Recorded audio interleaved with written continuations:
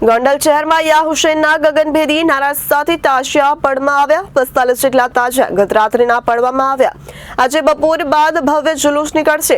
શહીદે કરબલા કમિટીના નેજા હેઠળ બપોર બાદ તાજિયાનું ભવ્ય જુલુસ નીકળશે।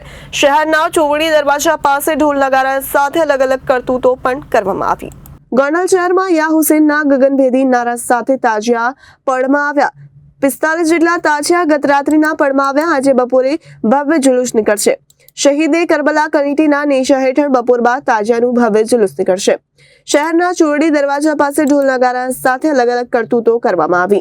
શહેરના પાંજરાપોળ, ચોરડી દરવાજા, મોટી બજાર, માંડવી ચોક ખાતે મોટી સંખ્યામાં મુસ્લિમ બિરાદરો ઉમટી પડ્યા।